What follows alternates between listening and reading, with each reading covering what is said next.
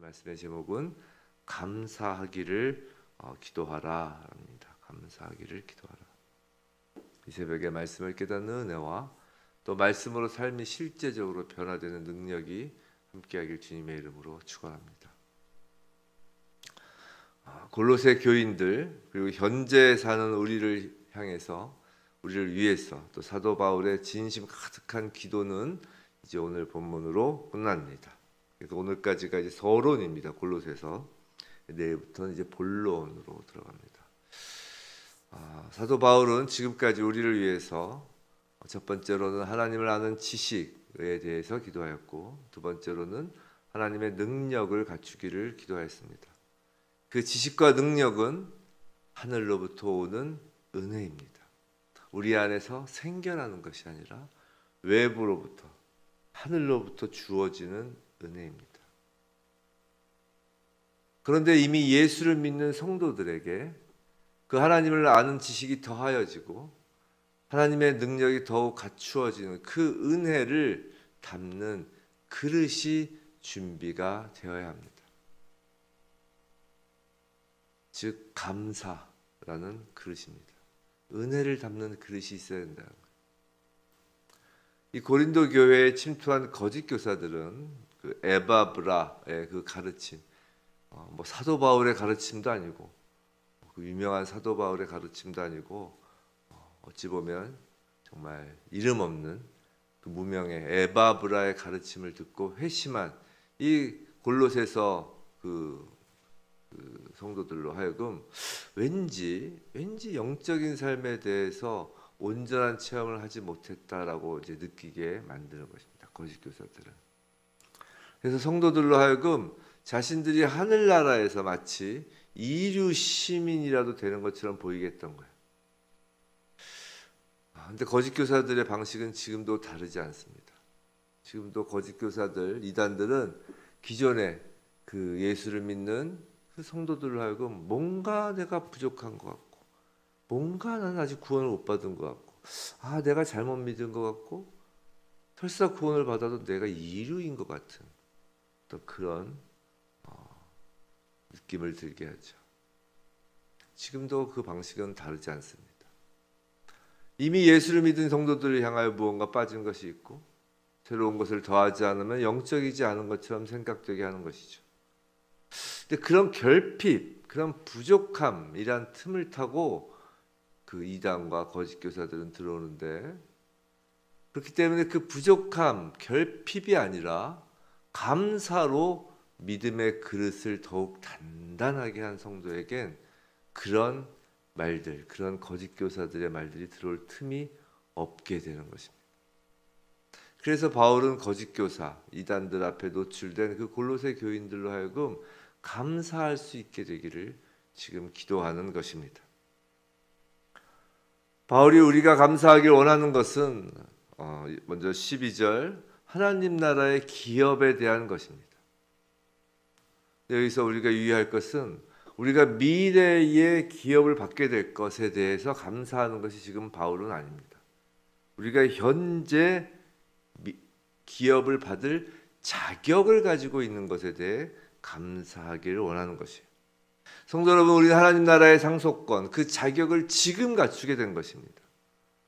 이는 자녀가 아버지의 기업에 대하여 상속받을 자격이 아버지가 돌아가고 나서가 아니라 이미 그 자격을 갖춘 자인 것과 마찬가지예요. 하나님은 우리로부터 그 자격을 절대로 박탈하지 않으실 것입니다. 그것이 우리의 감사입니다. 그런데 그 자격을 위하여 우리 주 예수 그리스도께서 하신 일이 있다라는 거예요. 그 예수 그리스도께서 하신 일, 그것을 감사하는 것이에요. 13절, 14절에 나온 것이죠. 성도 여러분, 그럼 감사란 무엇인가? 그 단어의 데피니션이 뭔가, 개념이 뭔가. 성경에서 얘기하는, 성경에서 우리에게 요구하는 감사라는 것은 그저 Thank you God 이라는 감정적인 것에 머무는 것이 아닙니다. 성경에서 말하는 감사란 기억하는 거예요. 하나님께서 우리를 위해 하신 일을 기억하는 것이 바로 감사입니다. 우리 주 예수 그리스도께서 하나님 나라의 기업을 물려받을 자격을 주시기 위해 하신 일을 기억하는 것이 감사입니다. 기억은 과거의 일에 대한 것이에요. 그죠? 기억은 과거에 대한 것이잖아요. 그래서 13절, 14절 예수께서 하신 일, 13절, 14절의 시제는 모두가 과거형 동사를 사용하고 있는 것입니다. 우리가 기억해야 할 예수께서 하신 일, 첫 번째로 13절 옮기심입니다. 그래서 옮기다라는 말은 고대 세계에서 매우 특별하게 사용되는 단어인데, 한 제국이 다른 나라를 무찔러 승리하면 패한 나라의 백성을 자신의 나라에 이동시키고 포로로 가두어 버릴 때 사용하는 말입니다. 전 인구를 이렇게 이동시키는 것이죠. 이건 고대 세계의 특색입니다. 사실 근대 세계에서도 그런 일이 있었죠. 스탈린 이 정권을 잡았을 때 만주 지역에 있던 우리 조선족을 다 저쪽 우크라이나, 저쪽 러시아 서쪽으로 옮기고 그렇게 했죠. 이 전 인구의 이동, 그 예가 구약의 출애굽이 그 대표적인 사건이라는 거예요. 여호와 하나님께서 애굽의 바로 왕을 굴복시키시고 애굽의 바로 왕을 패하게 하시고 바로 왕, 애굽 안에 있던 이스라엘 백성 전체의 인구를 이렇게 옮기시는 것입니다. 이것이 옮기심이라는 거예요. 이것을 기억하라는 것입니다. 예수 그리스도께서는 우리를 사단의 권세에서 하나님의 권세로 이동시키신 것입니다. 마치 지상의 정복자가 정복한 나라의 시민을 새로운 왕국, 새로운 땅에 이동시킨 것과 같이 예수 그리스도는 사단의 권세, 사망의 권세를 무찌르시고 인류를 죄와 암흑의 세계에서 거룩과 빛의 나라로 이동시키셨습니다. 성도 여러분, 복음은 죄 안에서 우리를 낫게 하는 것이 아닙니다. 복음은 애굽 안에서 이스라엘 백성을 해방시키고 더 나은 노예 생활, 이스라엘 백성이 애굽 안에서 노예인 상태에서 더 풍요로운 생활, 더 착한 사람, 더 좋은 사람으로 만드는 게 복음이 아니라는 거예요. 복음은 죄에서 벗어나는 것입니다. 장소가 옮겨지는 것입니다. 영역이 바뀌는 것이에요. 해방인 것입니다. 이 위대한 해방의 역사는 십자가에서 이루어졌습니다. 예수 그리스도의 그 승리의 방법은 인간도 천사도 이해할 수 없는 십자가 사랑입니다. 그래서 우리가 예수 그리스도께서 하신 일을 기억할 것, 두 번째 14절 그 방법, 우리를 옮기시는 방법을 사도 바울은 속량함이라고 합니다. 속량. 이 속량이란 뜻은 다른 사람의 집에 있는 것을 도로 산다라는 데 사용하는 말이에요. 그리고 그 속량은 아버지와 같은 가장이거나 아니면 가족 중에 가장 가까운 가족에 의해서 값이 치러짐으로 이루어지는 것입니다. 우리 룻기 보면 보아스가 그 무르다라는 단어를 쓰잖아요. 그게 이제 속량입니다. 그 값을 치르는 것처럼. 자, 속량, 이것을 곧 죄 사함이라고 합니다.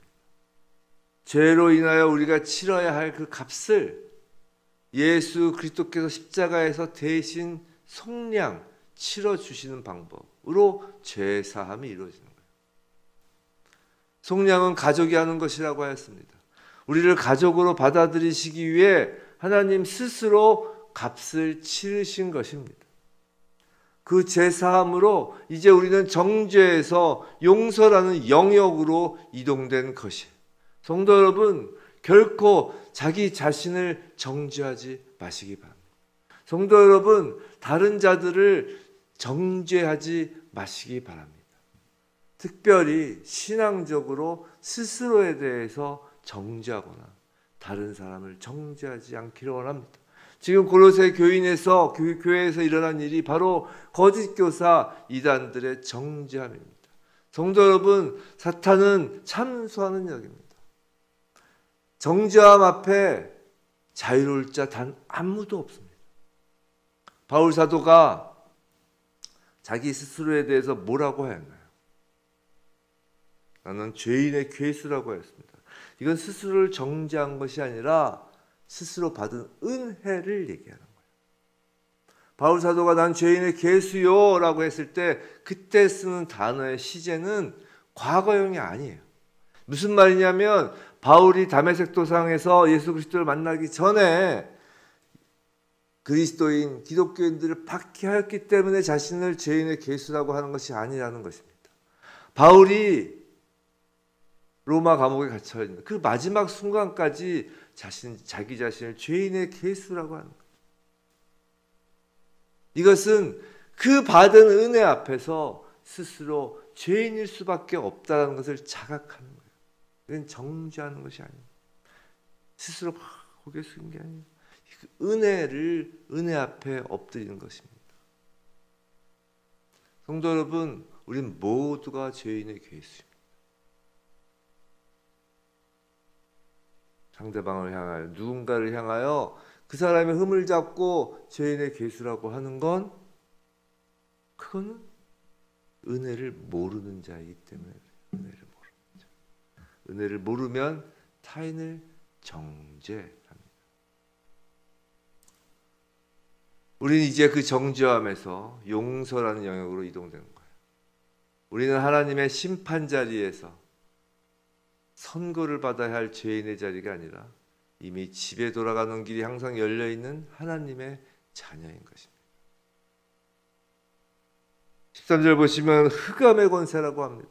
인류는 모두 암흑 속에서 길을 걷는 것과 같이 더듬거리고 비틀거리는 인생이었어요.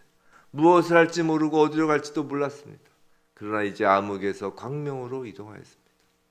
예수 그리스도 안에서 더 이상 우린 길을 잃지 않게 되는 것입니다.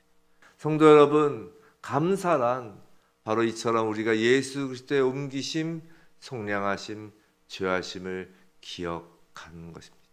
죄 사하심을 기억하는 거예요. 아니, 솔직히 기억할 수밖에 없는 것입니다. 하나님의 사랑과 예수 그리스도의 은혜는 그 어느 누구의 기억도 흐려지게 하지 못합니다.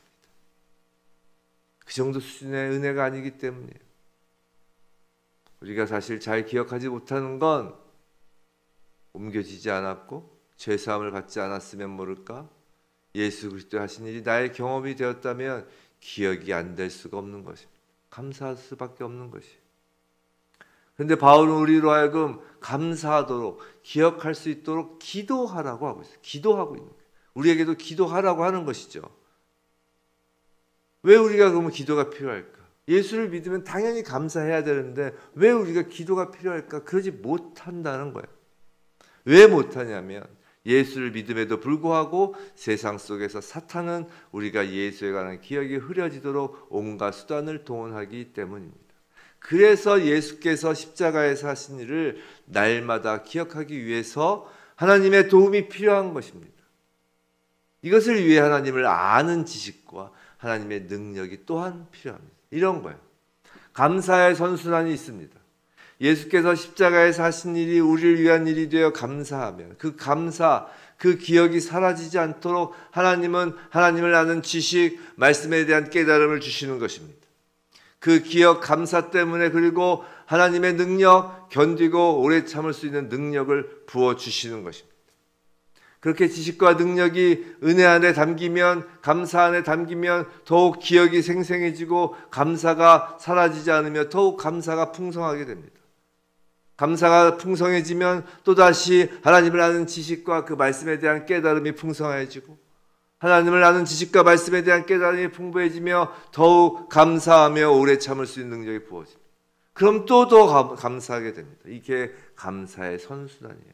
이렇게 감사의 선순환이 될 때 우리는 하나님 나라의 기업을 상속받은 자, 12절 성도의 기업의 부분을 얻기에 합당하게 된 자로서의 모습을 갖추게 되는 것입니다. 사랑하는 성도 여러분, 예수 그리스도의 십자가, 우리를 옮기시고 속량하심이 진정 과거에 우리에게 일어난 우리의 경험일까요? 그 일을 기억하시나요?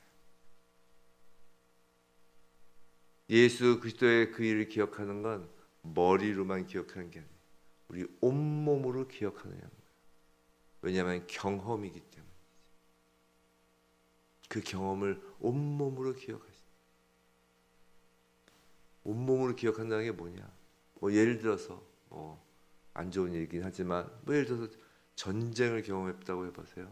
끔찍한 일을. 그럼 그와 유사한 일이 닥치면 온몸이 피부가 모성이 소년해지는 거예요. 모공이 소년해지는 거예요. 여기 경험한 사실은 그 경험이 그 은혜가 정말 전적으로 은혜를 경험한 사람은 그것을 기억하는데 머리로만 기억하는 게 아니에요. 온몸으로 기억하는 것입니다. 예수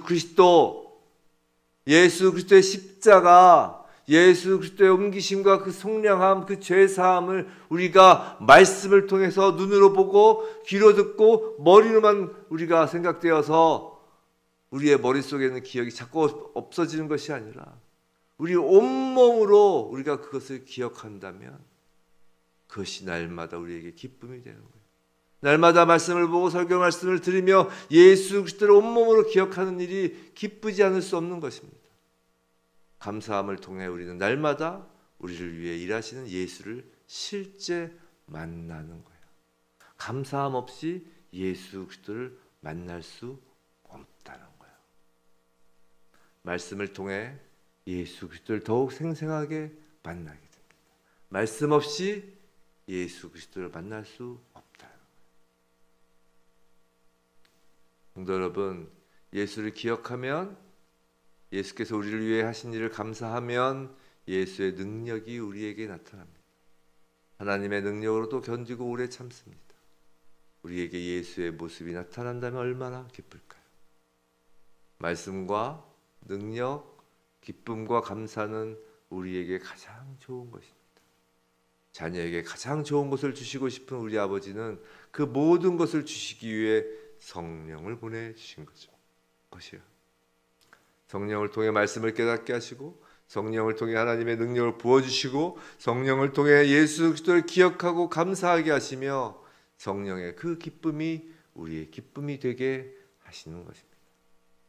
우리가 하나님의 말씀과 능력을 사모할 때 성령 충만함으로 채워주십니다. 우리가 예수 그리스도의 은혜에 온몸으로 감사할 때 성령이 그 일을 하십니다. 부디 오늘 성령을 사모하고 성령을 구하며 날마다 예수 그리스도 우리 주님의 일하심을 온몸으로 기억하고 감사함으로 하나님 나라의 기업의 자격을 받는 그 기쁨을 만끽하는 우리 모두이길 주님의 이름으로 축원합니다.